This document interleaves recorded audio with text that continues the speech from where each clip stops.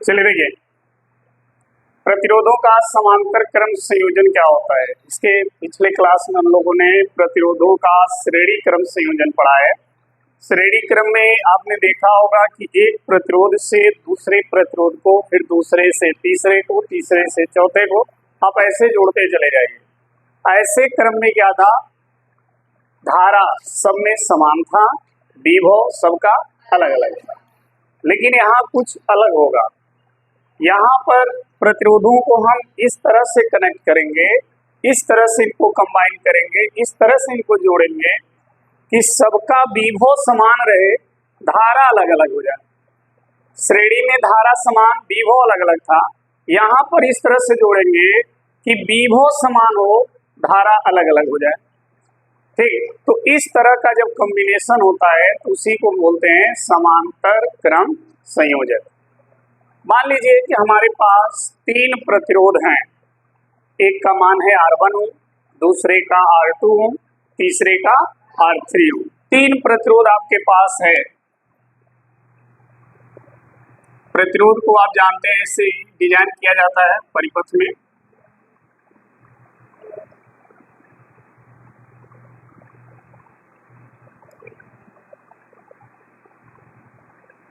देखिए, ये तीन प्रतिरोध हैं। तीनों के जो फर्स्ट पॉइंट है तीनों का, उसको किसी एक पॉइंट से जोड़ दीजिए ऐसे।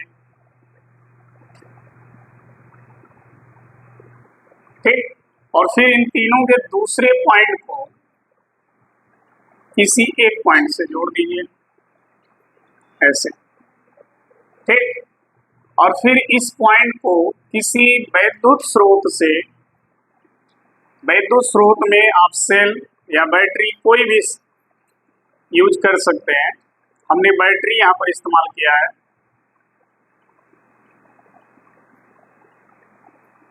ये ठीक है, ये हो गया R1, ये हो गया, और ये हो गया R3।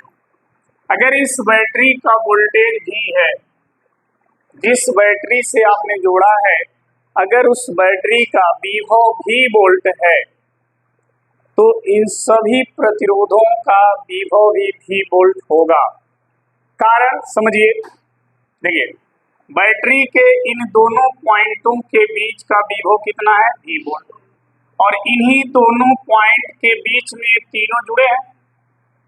ठीक, तो जब इन दोनों पॉइंट के बीच का वोल्टेज V है और उन्हीं दोनों पॉइंट के बीच में ये तीनों प्रतिरोध जुड़े हैं, तो तीनों प्रतिरोध का विभव भी क्या होगा, V वोल्ट होगा। जब तीनों प्रतिरोध अलग अलग पॉइंटों के बीच जुड़ते तो इनका विभव क्या होता, अलग अलग हो जाता। लेकिन तीनों प्रतिरोध एक ही पॉइंट के बीच में क्या है, जुड़े हैं, इसलिए तीनों का जो विभव होगा वो बैटरी के विभव के बराबर होगा। समझ में आ रही है बात। तो अगर बैटरी का वोल्टेज भी है तो इन तीनों रेजिस्टेंस, तीनों प्रतिरोधों का विभव क्या रहेगा, भी रहेगा। ठीक, अब बैटरी यहाँ से जब करंट देगी, यहाँ से सर्किट जब चालू होगा, धारा प्रवाहित होगी, तो मान लीजिए बैटरी यहाँ से धारा कितना दे रही है, I एम्पियर। लेकिन ये धारा जब यहाँ पर आएगा, इस जंक्शन पे आएगा जहाँ पर तीनों रेजिस्टेंस जुड़े हुए हैं, यहाँ पर आने के बाद धारा बढ़ जाएगा। तीन रास्ते उसके हो जाएंगे, तो क्या तीनों में धारा बराबर जाएगा, नहीं जाएगा, तीनों में अलग अलग जाएगा। क्यों? क्योंकि तीनों रेजिस्टेंस अलग अलग हैं। ये रेजिस्टेंस का मतलब आप समझ रहे हैं क्या है, रुकावट। रेजिस्टेंस यानी प्रतिरोध का मतलब होता है धारा के प्रवाह में रुकावट पैदा करना। ठीक है, तो हो सकता है कि यह रुकावट ज्यादा हो, ये रुकावट उससे भी ज्यादा हो, ये रुकावट कम हो। तो जैसा रुकावट होगा वैसा धारा उसमें प्रवाहित होगी। फॉर एग्जाम्पल, अगर आप समझें कि मान लीजिए हम लोग मोहरीपुर से किसी गाड़ी से जा रहे हैं, आपको मानीराम जाना है। मानीराम जाने के तीन रास्ते हैं। एक रास्ता बहुत सही है, साफ सुथरा है, एक रास्ते में बहुत गड्ढे हैं। और एक रास्ता समझ लीजिए है ही नहीं, बहुत टूटा फूटा। किस रास्ते से आप पहले पहुंचेंगे? जो साफ सुथरा होगा, यानी उस पर रुकावट क्या है? कम है, तो उसमें आपकी गाड़ी बहुत तेजी से जाएगी और जल्दी पहुंच जाएंगे। सबसे लेट में कब पहुंचेंगे? किस रास्ते से? जो एकदम टूटा फूटा है, ठीक है, उस पे आपके गाड़ी की स्पीड क्या हो जाएगी? कम हो जाएगी, बहुत टाइम लगेगा पहुंचने में। तो ठीक उसी तरह से इन तीनों का काम है। जिस प्रतिरोध का मान ज्यादा होगा उस प्रतिरोध से धारा की जो गति होगी वो धीमा हो जाएगी, उस प्रतिरोध में धारा धीमे धीमे चलेगा। जिस प्रतिरोध का मान कम होगा उसमें धारा तेजी से बहेगी। तो ये तीन प्रतिरोध हैं, तीनों के मान अलग अलग हैं, तो ये तो फिक्स हो गया कि तीनों में धारा बराबर नहीं होगी, तीनों में धारा क्या होगी? अलग अलग होगी। यहाँ तक तो आई एम्पियर आएगा, लेकिन इसके बाद धारा तीनों में बढ़ जाएगा। ऐसे हो सकता है इसमें धारा I1 एम्पियर जा रही हो, इसमें धारा I2 जा रही हो और इसमें धारा I3 जा रही हो, ठीक। लेकिन जब तीनों धारा को जोड़ेंगे तो किसके बराबर होना चाहिए? I के, यानी I बराबर I1 प्लस I2 प्लस, मतलब यही I 3 में बटा है, तीनों को जोड़ेंगे तो I हो जाना चाहिए। समझ में आई बात? तो इस तरह का जब कॉम्बिनेशन आप करेंगे, इसी को हम बोलते हैं समांतर क्रम, ठीक है, समझ में आ गया? समांतर क्रम का संयोजन इस प्रकार से होगा जिसमें हर प्रतिरोध में धारा अलग अलग हो जाए और सभी प्रतिरोधों का विभव क्या हो जाए? समान हो जाए। तो इस टाइप के संयोजन को, इस टाइप के कॉम्बिनेशन को हम क्या कहते हैं? समांतर क्रम संयोजन, ठीक है। तो इसको हम लिखते हैं प्रतिरोधों का ऐसा संयोजन, प्रतिरोधों का ऐसा संयोजन जिनमें प्रत्येक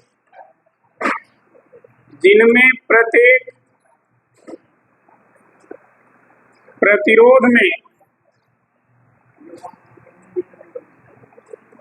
धारा का मान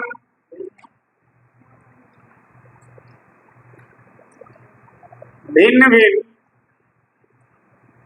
और विभव क्या हो? समान हो। प्रतिरोधों का ऐसा संयोजन जिनमें प्रत्येक प्रतिरोध में धारा का मान भिन्न भिन्न और विभव क्या हो? तो ऐसे संयोजन को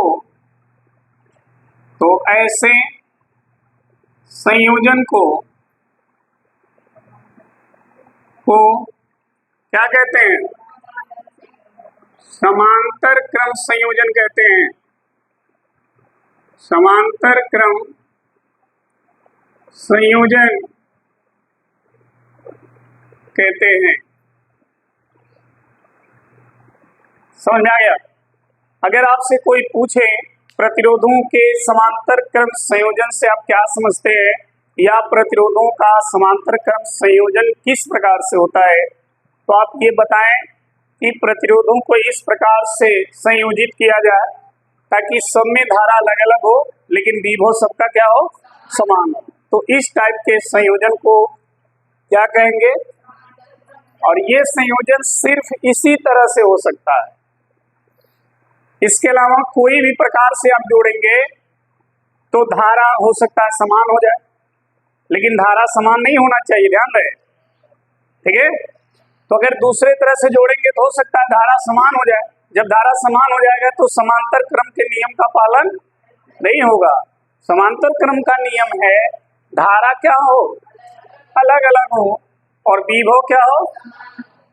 ये दो चीज होना बहुत जरूरी है, और ये दोनों बातें अपने इस कंप्यूटर में रख लीजिए, क्योंकि जब न्यूमेरिकल पढ़ेंगे तो वहां पर ये चीज आपको दिमाग में रखना होगा कि कौन कौन प्रतिरोध समांतर में है, तो उन सब में धारा अलग अलग होगा और सबका विभव बराबर होगा।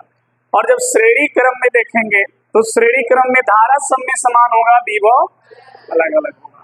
तो दोनों के अपनी अपनी गुण है और उस गुण को आपको ध्यान में रखना होगा। अब ऐसा नहीं है कि बस यहाँ पर हमने डिजाइन देख लिया तो डिजाइन के आधार पे हम काम करेंगे।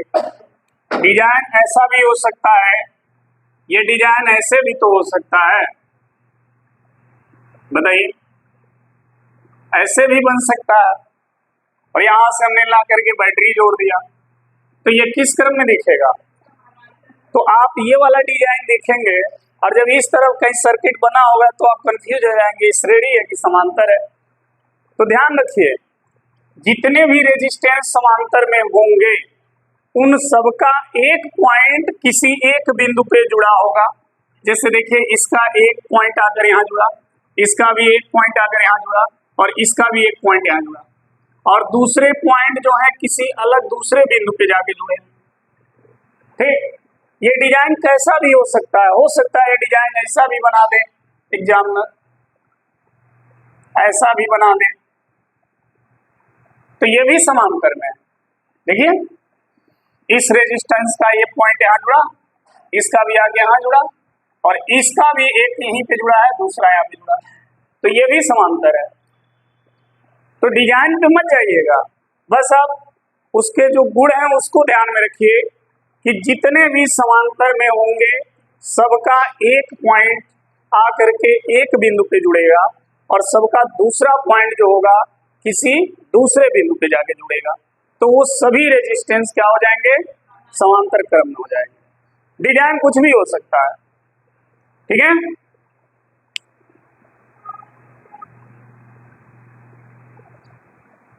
चलिए, अब इस समांतर क्रम संयोजन का तुल्य धारिता तुल्य प्रतिरोध क्या होगा? अगर मान लीजिए यहाँ पर तीन संधारित्र समांतर क्रम में जुड़े हैं, तो इन तीनों संधारित्रों की तीनों प्रतिरोधों का कुल प्रतिरोध कितना होगा? तीनों प्रतिरोधों का कुल प्रतिरोध कितना होगा, ठीक है, वो अब हम ज्ञात करेंगे। तो इसके लिए हम मानेंगे कि माना R1, R2, R3 ओम के तीन प्रतिरोध, ध्यान देना, माना R1, R2 तथा R3 ओम के कितने प्रतिरोध? तीन प्रतिरोध। आप तीन के जगह 10, 20, 50 जितना चाहिए उतना ले लीजिएगा, लेकिन हमने मिनिमम तीन लिया है, दो भी ले सकते हैं, ठीक है। तो माना R1, R2, R3 ओम के तीन प्रतिरोध चित्रानुसार, ठीक है, किस क्रम में जुड़े हैं? समांतर क्रम में जुड़े हैं, ठीक है,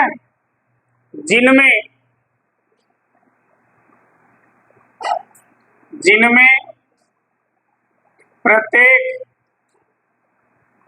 का विभव भी क्या है? समान है। विभव भी क्या है? तथा धारा I1, I2 और I3 एम्पियर है। समझ में आ गई बात? हमने मान लिया कि तीन रेजिस्टेंस हैं, तीन प्रतिरोध हैं, जिनके मान अलग अलग R1, R2, R3 ओम है और तीनों प्रतिरोध चित्र के अनुसार समांतर क्रम में जुड़े हैं। तीनों का विभव क्या है? भी समान है और धारा तीनों के अलग अलग I1, I2, I3 एम्पियर। अब इसमें अलग अलग कौन? धारा जो अलग अलग है उसी को जोड़ा जाएगा। श्रेणी क्रम में अलग अलग क्या था? विभव। तो वहां पर आपने देखा होगा कुल विभव निकाला गया। यहाँ पे धारा अलग अलग है तो कुल धारा निकाला जाएगा। तो जो अलग है उसी को जोड़ेंगे, ध्यान रखिएगा। परिपथ में प्रवाहित कुल धारा, तो कुल धारा किसके बराबर होगा? I बराबर क्या होगा? I1 plus I3। तीनों को जोड़ेंगे तो I के बराबर होना चाहिए। ये हो गया इक्वेशन फर्स्ट। अब ओम का नियम लगाएंगे। किसका नियम? ओम के नियम से। ओम का नियम क्या है, कौन बताएगा? V equal to I R, सही है, ठीक है। V equal to I into R है, ये ओम का नियम है। यहां से अगर आप I का मान निकालेंगे यहां से, तो I बराबर क्या आएगा, कौन बताएगा? अगर I का मान निकालो इस सूत्र से तो क्या आएगा? I बराबर क्या आएगा? मरी गई चलो, V बटे आर। एक बकलो लो, एक I है ना, I निकालोगे तो R को इधर भेजोगे नहीं भेजोगे? तो इधर भी है, R इधर आएगा तो इसका बटा नहीं हो जाएगा? मैथ पढ़ रही है? ये तो और आसान है जी, दिखा रहा है कि V बराबर I इंटू आर, तो I बराबर क्या होगा? R को इधर भेजो तभी तो I बराबर निकलेगा। भाई जिसको निकालना उसको एक तरफ करो, अब बाकी सबको एक तरफ करो।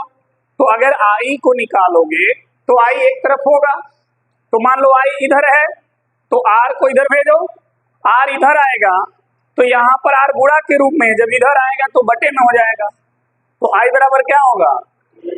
तो ओम के नियम से I का मान क्या निकल के आया?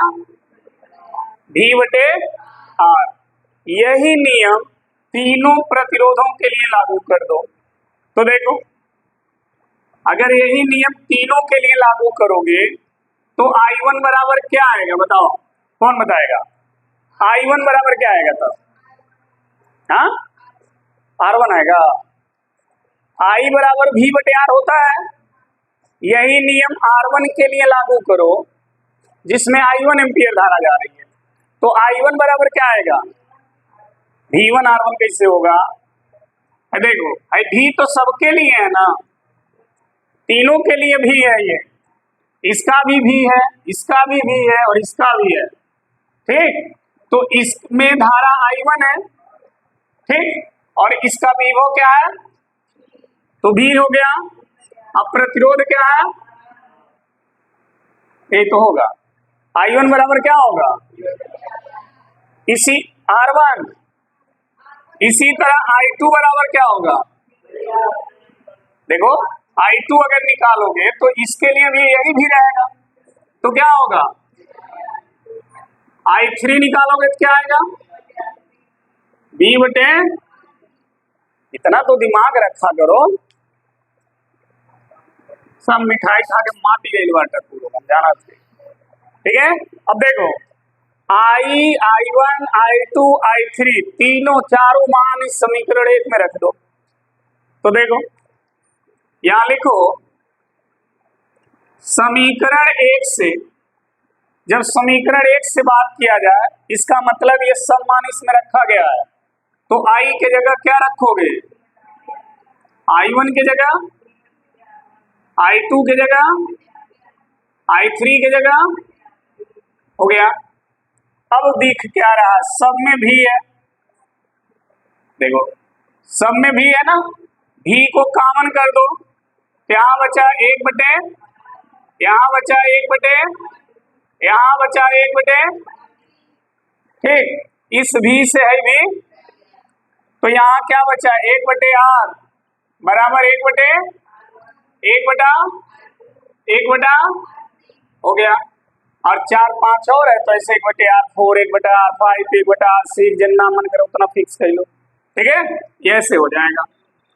ये जो सूत्र बन के आया है, ठीक है, ये समांतर क्रम का तुल्य प्रतिरोध का सूत्र है। इस फार्मूला से जितने भी प्रतिरोध समांतर क्रम में जुड़े होंगे सबका कुल प्रतिरोध निकल जाएगा। अब एग्जाम्पल दिखाएंगे, समझ में आ जाएगा आपको। देखिए, लिखेंगे इसे समांतर क्रम का तुल्य क्या कहते हैं? प्रतिरोध कहते हैं।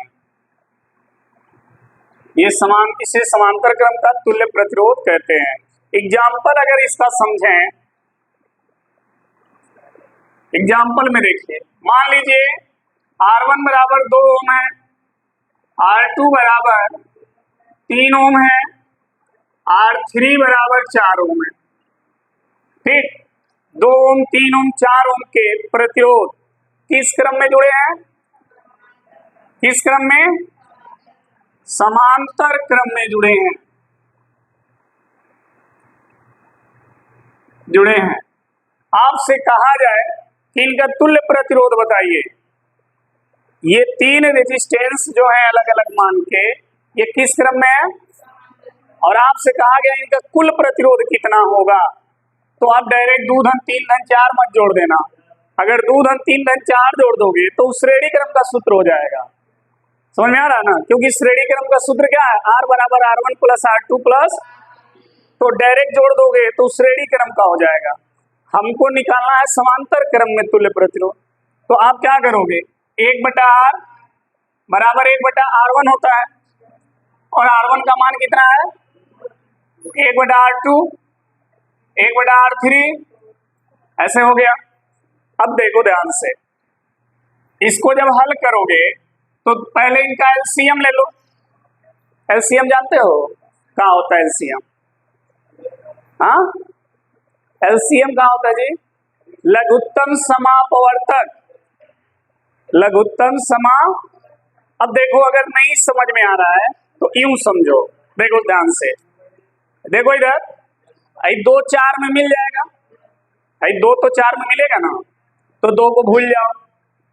क्या 3 4 में मिलेगा? नहीं मिलेगा। तो 3 और 4 का गुणा करोगे कितना आएगा? 12।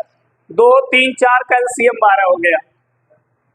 2 3 4 का एलसीएम 12 हो गया। अब आपको करना क्या है? कितने नंबर से इसमें गुणा करें ताकि ये 12 हो जाए? 2 में कितना से गुणा करोगे तो 12 होगा? 6 से। तो अगर 6 से 2 में गुणा करोगे तो 12 होगा, तो 6 से गुणा 1 में भी करना होगा। ऊपर नीचे दोनों होता है। तो देखो 1/R बराबर, ऊपर 6 से गुणा कर दिया तो आ गया 6 बटा, काटोगे तो 1/2 आ जाएगा। 6 का नाम 6, 6 दूना 12। अब देखो ये 3 है, इसको भी 12 लाना है। कितने से गुणा करोगे?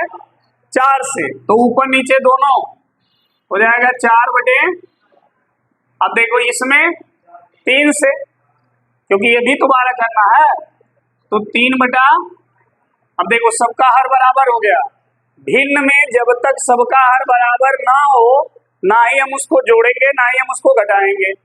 हर को बराबर करने के लिए ही एलसीएम लगाया जाता है। यहाँ पर सबका हर अलग अलग था, इसलिए हम इसको जोड़ नहीं सकते। जब तक हर बराबर नहीं होगा तब तक ना हम इसको जोड़ पाएंगे ना घटा पाएंगे।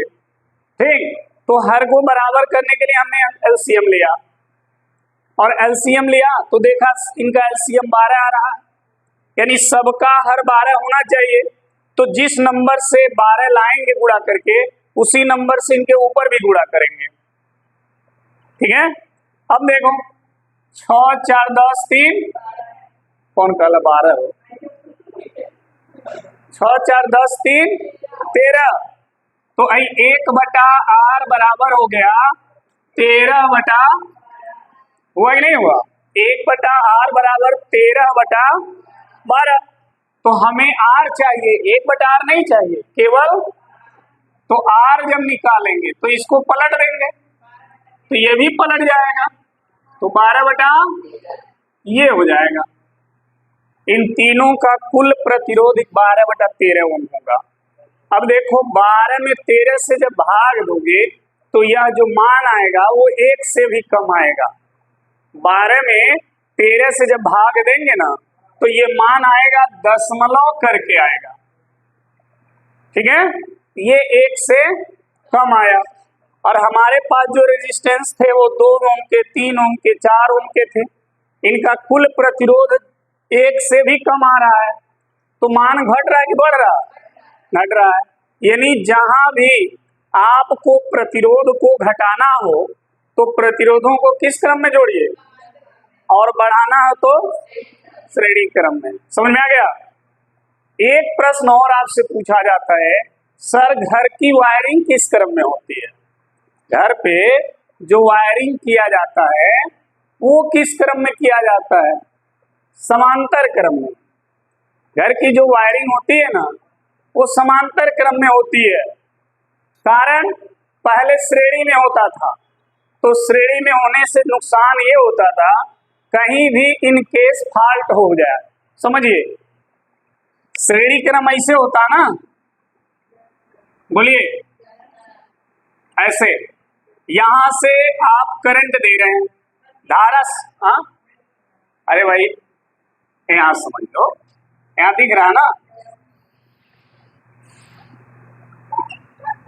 चलो इधर देखो, यहां से धारा हमने दिया, ये सब श्रेणी क्रम में है, ठीक है, ये सब श्रेणी क्रम में। अगर यहां से धारा आप देंगे, ठीक है, ये धारा जब देंगे तो सब में वही जाएगा। अगर इन केस कहीं पर फॉल्ट हो गया, कहीं पे तार जल गया, तो सब में धारा जाना बंद हो जाएगा। यही चीज पहले होता था। क्या हो गया हो? बड़ी मार मारेंगे तुम लोग को, इसको इधर उधर मत करो। चलो देखो, ठीक है, हमने कहा कि अगर यहाँ श्रेणी क्रम में सभी बल्ब, सभी फैन, सब कुछ श्रेणी में जोड़ देंगे तो एक जगह कहीं भी फॉल्ट होगा तो सब बंद हो जाएगा। जैसा कि आप देख रहे हैं सब ऐसे, ये जो रेजिस्टेंस है इसको समझ लीजिए कोई बल्ब है, कोई फैन है, कोई फ्रिज है, ठीक है, ऐसे समझ लीजिए इन सबको। यहाँ से धारा जा रहा है, कहीं भी तार अगर टूट गया, किसी भी कारण से फॉल्ट हुआ तो सब काम करना बंद कर देगा, धारा नहीं जाएगा। इसलिए पहले की वायरिंग ऐसे ही थी, कहीं भी फॉल्ट होता था सारा घर अंधेरा हो जाता था। अब क्या किया गया, उसको संशोधन किया गया, उसको किया गया समांतर क्रम में। इस तरह से समांतर क्रम में क्या है, मान लीजिए ये तार अगर फॉल्ट हुआ तो केवल इसी में धारा नहीं जाएगी, इन दोनों में तो धारा चलेगी ना, केवल इसमें धारा नहीं जाएगी, इन दोनों में धारा आएगी। यानी हई कमरा अंधेरा हो जाएगा, बाकी कमरा उजाला रहेगा, यानी घर का काम रुकेगा नहीं, चलता रहेगा, बस आपको इसी को जोड़ना रहेगा। लेकिन अगर मान लीजिए यहाँ पर जो तार आ रही है करंट लेकर के, अगर ये कहीं फॉल्ट हो गई तब सब बंद हो जाएगा। मतलब जो तार आप पोल से ला रहे हो घर में, वो पोल वाली तार ही कहीं टूट जाए तब तो घर में ही लाइट नहीं आएगी। लेकिन अगर लाइट घर में आ गई है और घर के किसी कमरे में फॉल्ट हो रहा है तो केवल उसी कमरे की लाइट जाएगी, बाकी कमरे में लाइट रहेगी। इसलिए अब जो वायरिंग होती है वो समांतर क्रम में होती है। आपका ये जो वायरिंग दिख रहा है श्रेणी क्रम में है, ये जितना है ना श्रेणी क्रम में, कहीं एक फॉल्ट करेगा सब ऑफ हो जाएगा। ये श्रेणी क्रम में हमने किया, हमको पता है सब एक जगह से कनेक्शन है, तो कहीं भी अगर ये फॉल्ट होगा तो तीनों कमरे की लाइट चली जाएगी, आप ही सब बंद हो जाएगा, ठीक, क्योंकि इसमें एमसीबी वगैरह लगा ही नहीं है। एमसीबी रहता है तो लाइट को डिवाइड कर दिया जाता है। अब घर में देखिए एमसीबी लगा है ना सबके, किसी एक कमरे में फॉल्ट होता है तो एमसीबी गिर जाता है, फिर जाके ऊपर उठा दो फिर लाइट आ जाती है। तो अब एमसीबी की सुविधा दे दी गई, पहले फ्यूज लगता था, हाँ पत्थर का लगता था, ठीक है। तो अगर कोई प्रश्न आपसे करे कि बताइए घर की वायरिंग किस क्रम में होती है, तो समांतर क्रम में होती है, ध्यान रखिएगा, नोट कर लीजिए आप किस क्रम में जुड़ा है, ठीक है। अगर आपके सामने सर्किट इस तरह का दिया हो या आपके सामने इस तरह का क्वेश्चन हो तो आप कैसे जानेंगे कौन सा रेजिस्टेंस किस क्रम में है? हाँ, पहचान गए?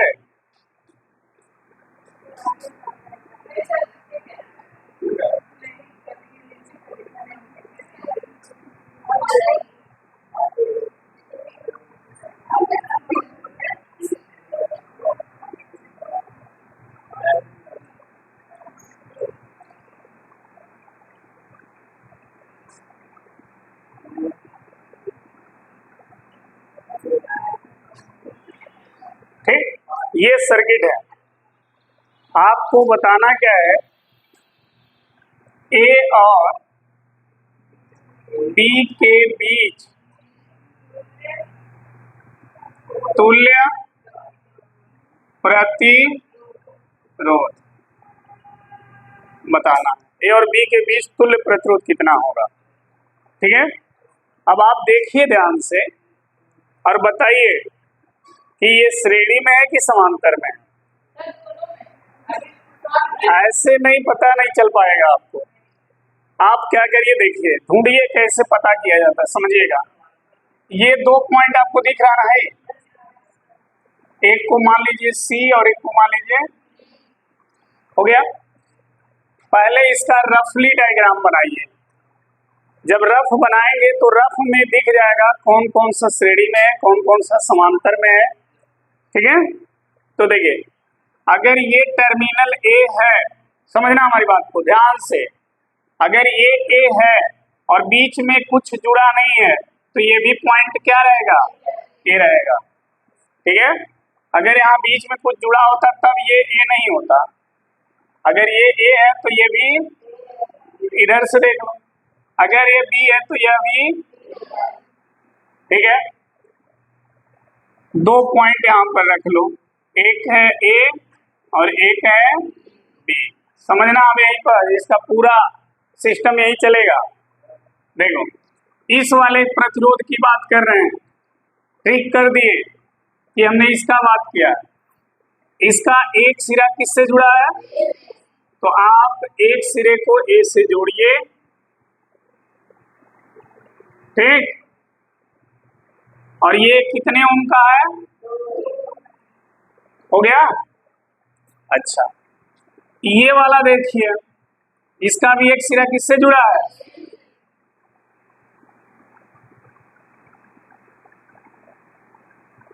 ये भी हो गया। ठीक, अब इधर से आ जाइए बी वाले तरफ से। बी वाले में देखिए, ये वाला 2 ओम का है, इसका एक सिरा किससे जुड़ा है?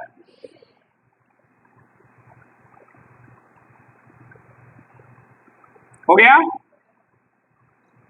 ये हो गया। चलिए इसको देखिए, इसका भी एक सिरा किससे जुड़ा है?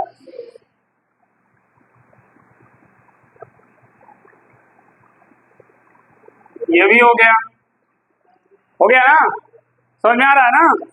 अच्छा, अब देखो, इसका एक सिरा तो दिखाया गया है, इसका दूसरा सिरा किससे जुड़ा है? अब दूसरे सिरे की बात हो रही है, इसने डबल लाइन ऊपर डैश कर दिए हैं। एक लाइन का मतलब एक पॉइंट को हमने दिखा दिया है।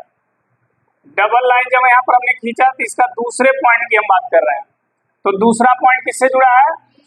मान लो यहाँ पर डी है, तो इसका दूसरा पॉइंट किससे जुड़ गया? यानी ये वाला कंप्लीट हो गया, इसके दोनों पॉइंट जुड़ गए। अब आ जाओ इस पर, इसका दूसरे पॉइंट की बात करेंगे। एक पॉइंट तो ए से है, दूसरा किससे है? मान लो ये पॉइंट क्या है, तो दूसरा आगे जुड़ गया सी से, ये भी कंप्लीट। इधर से आ जाओ, बी वाले का, इसका एक तो बी से जुड़ा है, दूसरा किससे जुड़ा है? भाई दूसरे को ले आके डी से जोड़ दो, हो गया। सही है। अब आ जाओ इस पर, इसका देखो एक पॉइंट किससे जुड़ा है? सी से, तो इसको लाकर यहाँ जोड़ दो, हो गया, सब जुड़ गया। अब ये बचा है, ये किसके किसके बीच है?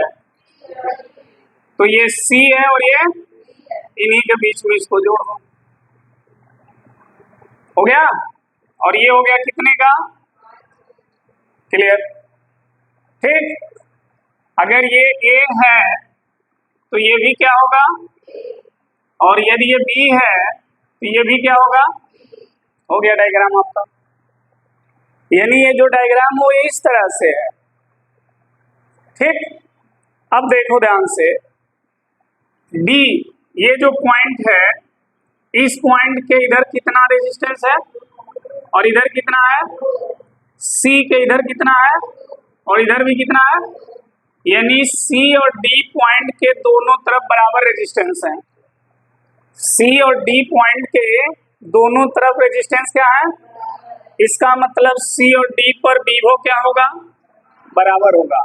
जब रेजिस्टेंस बराबर है तो विभव क्या होगा, बराबर होगा। यदि यहाँ विभव भी है तो यहाँ भी विभव, और जब दोनों विभव बराबर होंगे तो धारा बहेगी।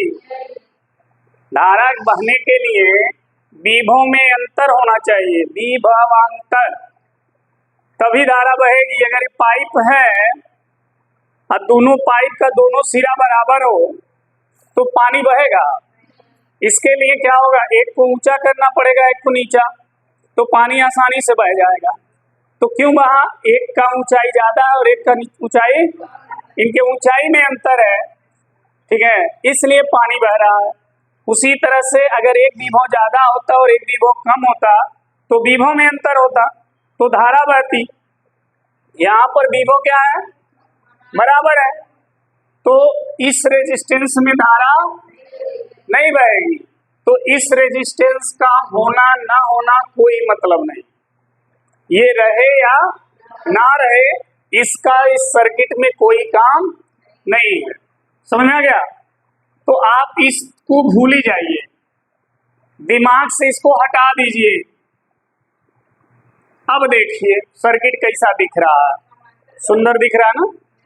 सुंदर में क्या है, ये दोनों किस क्रम में है, देखो श्रेणी में है, ये दोनों किस क्रम में है, तो इनका तुल्य प्रतिरोध निकाल लो। अब देखो ये दोनों श्रेणी में है तो श्रेणी क्रम के फार्मूला से इनको जोड़ोगे तो ये दोनों मिलकर के एक रेजिस्टेंस बना लेंगे। श्रेणी क्रम होता क्या है, ये एक प्रतिरोध और इसी से दूसरा प्रतिरोध जुड़ जाए, यही श्रेणी क्रम है। तो अगर इसको सीधा करोगे ऐसे तो ऐसे दिखेगा, इसका मतलब भाई दोनों किस क्रम में है, श्रेणी में है।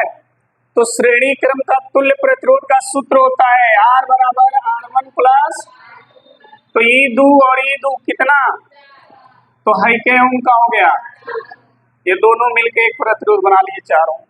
सही है, चलो फिर इसको देखो, हाई दोनों किस क्रम में है, ये भी तो श्रेणी में है, इन दोनों का भी कुल प्रतिरोध क्या होगा, चारों। हो गया कि नहीं हो गया?